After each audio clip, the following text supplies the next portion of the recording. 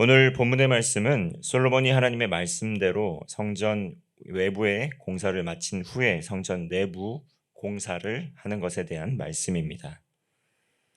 14절의 말씀입니다. 솔로몬이 성전 건축하기를 마치고, 이처럼 솔로몬은 성전 건축하기를 시작을 했고 또 성전 건축을 마쳤다, 이렇게 말씀하고 있습니다. 38절의 말씀을 보면 이것이 7년 동안 건축을 한 것이다 라고 이야기하고 있습니다. 솔로몬이 성전 건축을 마쳤다라고 이야기하면서 그 내부에 어떠한 일을 했는지 오늘 본문은 말씀하고 있습니다. 먼저 지성소를 만들었습니다. 16절의 말씀입니다. 또 성전 뒤쪽에서부터 20규빗 되는 곳에 마루에서 천장까지 100평면 널판으로 가로막아 성전의 내소 곧 지성소를 만들었으며, 이 16절 말씀을 보면 규빗이라는 단어, 이 단위가 나옵니다. 이 팔뚝 길이만한 그 길이로서 45cm 또는 또 50여 cm를 이야기하는 그러한 길이를 이야기하고 있습니다. 45cm 기준으로 20규빗 되는 곳에 마루에서 천장까지 100평목 널판으로 가로막아서 지성소를 만들었다라고 이야기하고 있습니다. 지성소는 이 지극히 거룩한 하나님의 처소입니다. 그곳에는 언약궤를 놓게 되는데 이 언약궤는 하나님의 임재가 있는 곳입니다. 하나님께서는 이 지성소에 언약궤에 임재를 하셨고 또 특별히 1년에 한 번 대제사장만이 이 지성소 안에 들어가서 모든 죄를 속죄할 수 있는 그러한 제사를 드렸습니다. 이렇듯 성전은 하나님의 임재가 있는 곳, 하나님을 만나고 하나님의 말씀을 듣는 곳이었습니다.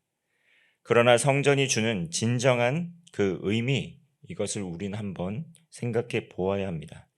하나님의 임재가 있는 곳, 그리고 죄사함이 있는 곳, 죄 용서가 있는 곳, 거룩한 지극히 높은 하나님이 임재하시는 처소인데 바로 이곳에서 예배하는 사람들은 진정으로 하나님을 예배하고 하나님의 말씀을 듣는 곳이기도 했습니다. 성전은 하나님을 예배하는 이들에게 하나님께서 임재하는 그 처소입니다. 그러므로 하나님을 진정으로 예배하는 이가 없는 성전은 마치 영혼이 없는 몸이 죽은 것과 같이 아무런 의미가 없다는 것을 기억해야 됩니다.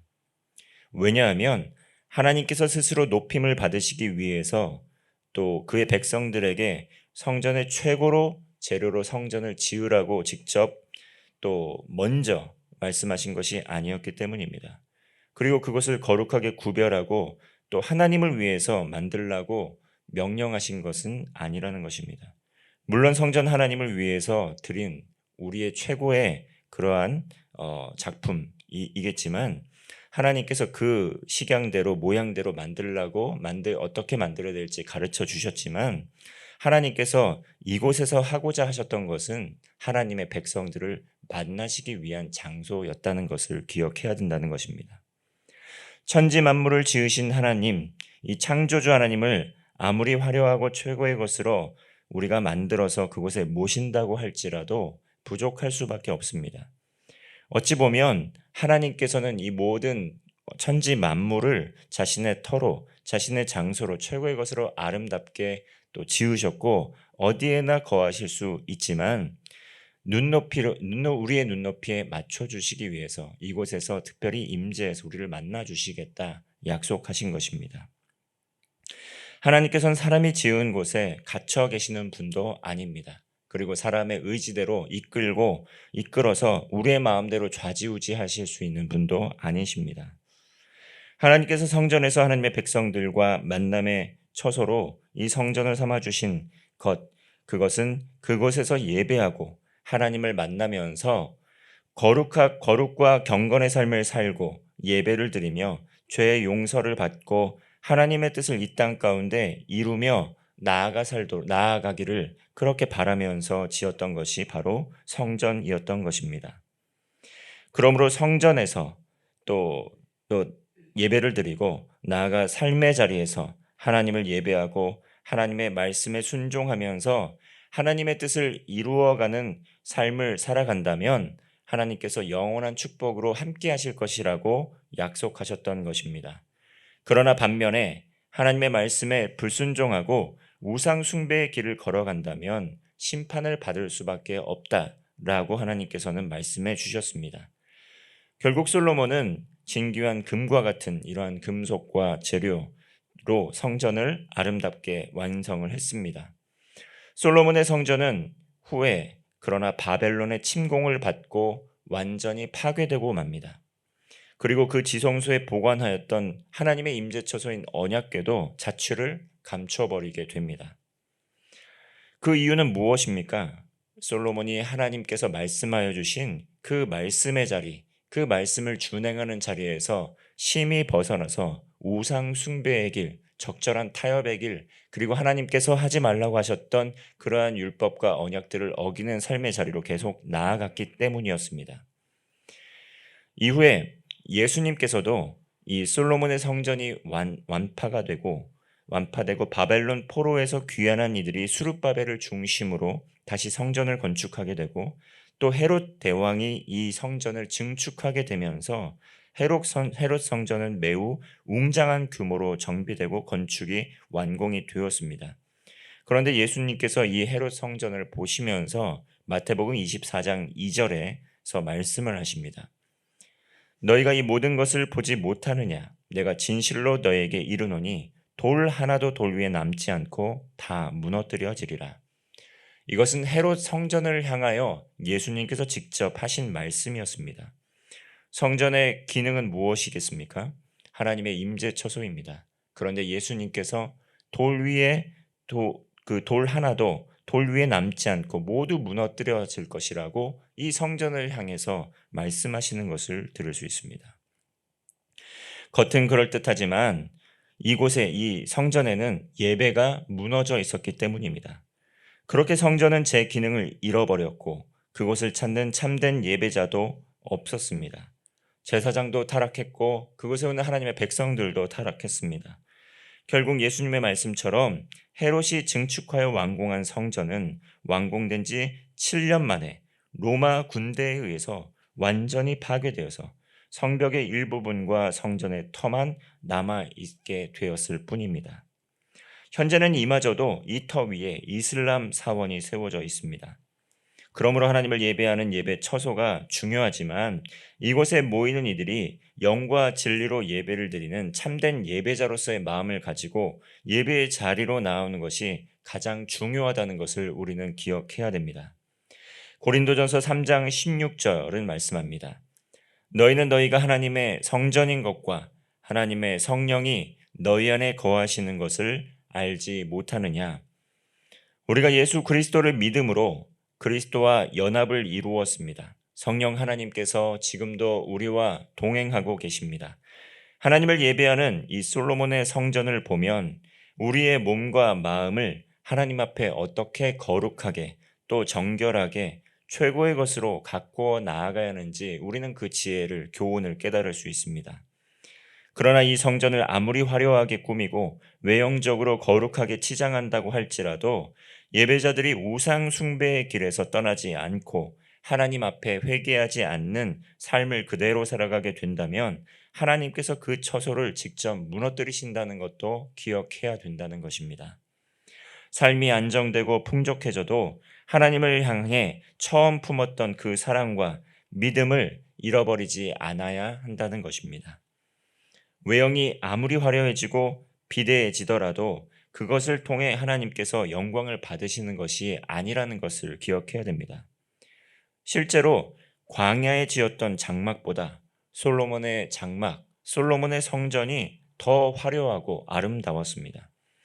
그리고 바벨론 포로로부터 귀환을 하고 나서 수룹바벨의 성전, 이것을 헤롯이 더욱더 크게 웅장하게 증축해서 더 웅장하고 크게 정비가 되어서 그 규모 면에서는 계속 커지고 확장되어 왔다는 것입니다. 그러나 이런 외형의 변화, 이런 확장, 그것을 통해 하나님께서 영광을 받으시고 이스라엘 백성들이 축복을 받은 것은 아니었습니다. 외형은 더욱더 화려해졌지만 그곳에 있는 예배자들의 마음, 그곳에 있는 예배는 더욱더 무너져 내려갔습니다. 오히려 진정한 예배자가 없을 때에, 그리고 결국은 하나님께서 그 성전을 처참하게 무너뜨리도록 허락하셨다는 것입니다. 성전이 무너진다고 하나님의 나라가 무너지는 것입니까? 절대 그렇지 않습니다. 하나님을 만나는 하나님의 백성들과의 처소가 무너진 것이지, 하나님께서 또 악의 세력에 또 굴복하게 되고 하나님의 영광이 처참하게 무너진 것이 아니라는 것을 기억해야 됩니다. 마찬가지로 험한 세상 속에서 세상이 어떻게 바뀌든지, 내 상황이 어떻게 변하든지 하나님을 향한 신앙을, 그 믿음을 놓쳐서는 안 된다는 것입니다. 하나님의 말씀에 순종하고 말씀대로 살아가게 될 때 우리의 삶은 아름다운 성전으로 지어져 갑니다. 솔로몬은 하나님께서 다윗에게 알려주신 그 설계와 식양대로, 그 모양대로, 그 법칙대로 지었습니다. 이처럼 솔로몬은 처음에는 온전한 순종으로 시작을 하였지만 후에는 하나님의 율례와 법도를 떠나 불순종의 길, 우상 숭배의 길을 갔습니다.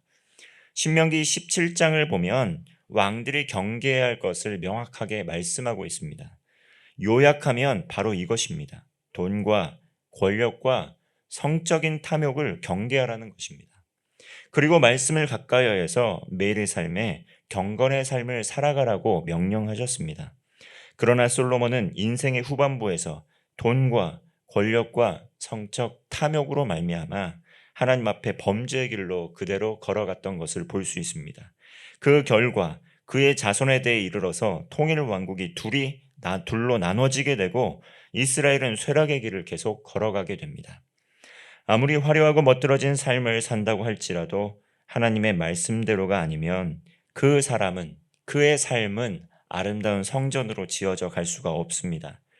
하나님의 성전은 하나님을 예배하는 처소입니다. 우리가 하나님의 성전이 된 것은 하나님을 예배하는 참된 예배자로 바로 설 수 있도록 하기 위해서입니다. 우리의 삶을 그러므로 하나님의 말씀대로 지어 가야 합니다. 이러한 고백으로 이 성전의 정신, 이 성전의 정신을 마음의 중심에 품고 거룩과 경건한 삶으로, 그리고 삶의 예배자가 되어서 영과 진리로 드리는 참된 예배자로 살아가며 하나님께서 주시는 참된 축복과 안식과 영원한 복을 누리는 성도 되시기를 바랍니다. 기도하겠습니다. 살아계신 하나님 아버지, 솔로몬이 하나님의 말씀대로 그 식양대로 성전 건축을 마쳤지만 결국 하나님의 말씀을 떠나 불순종의 길을 걸어갔음을 보게 됩니다. 하나님 아버지, 그 결과 솔로몬과 그의 자녀들, 그의 자손들은 심히 많은 어려움을 겪었음을 보게 됩니다. 우리 역시 일평생에 좌로나 우로나 치우치지 않고 외형적 화려함을 추구하는 껍데기 신앙을 벗어버리고 참된 예배자로 살아가게 하옵소서. 우리의 삶의 모든 우상을 척결하게 하옵소서. 돈을 사랑하고 명예를 사랑하고 성적인 탐욕에 이끌려 하나님을 멀리하지 않게 하옵소서. 영과 진리로 하나님을 예배하며 말씀에 순종하여 하나님과 이웃을 사랑하게 하옵소서. 그리하여 이 땅 가운데 하나님의 영광이 드러나고 하나님의 뜻을 이루는 성도의 삶 되게 하여 주옵소서. 오늘 하루 우리가 거하는 곳에 하나님의 임재를 경험하게 하시고 영적 분별력을 가지고 하나님과 동행하며 하나님께 영광 돌리는 하루 되게 하여 주옵소서. 예수 그리스도의 이름으로 기도하옵나이다. 아멘.